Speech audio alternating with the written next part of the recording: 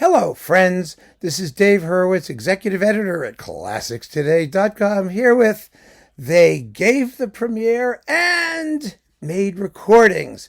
Fabulous performances by artists who premiered major works and survived into the often stereo, sometimes mono, but mostly stereo era to leave us fabulous mementos of those incredibly significant events.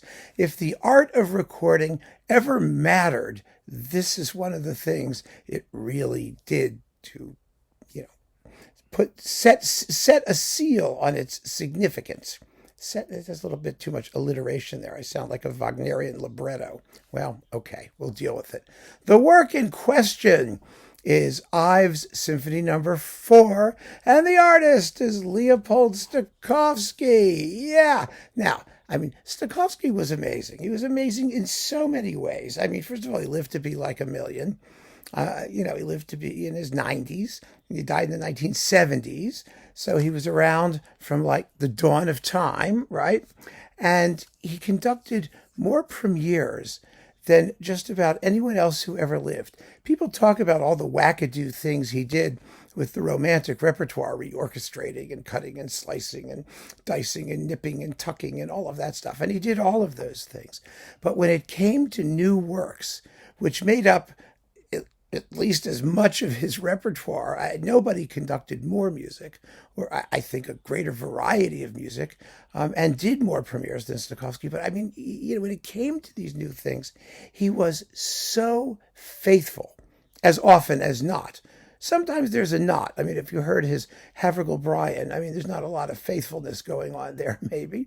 But most of the time, he could be counted on to be extraordinarily sedulous, if you want to use the word, in his observation of the composer's intentions, as represented by the score. Now, with Ives' Fourth, that was a problem, because there are passages where no one quite knows what his intentions were. Especially in the second and fourth movements. The piece had never been performed. It was considered by many to be unplayable when he gave the premiere, which was it was 1960-something, in the early 60s, somewhere in there. And I can't even see, this is so tiny. Wait a minute, let me get the booklet and I'll tell you. But it really was extraordinary, because the piece required multiple conductors, one of whom was our very own Jose Cerebriere, who's still around and going strong and who lived to make his own recording of the Ives Fourth Symphony. Here it is. Let's see. Here we go. Recorded in 1965 and 1966 and 1967. No, this is just the symphony.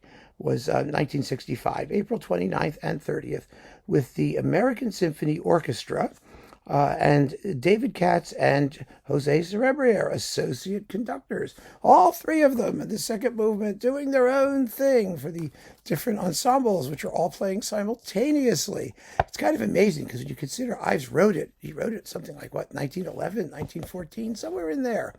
That's when it was done, but it took that much time to bring the piece to an actual concert premiere. And there is a YouTube video, I believe, of Stokowski giving a performance of it, if you want to check it out.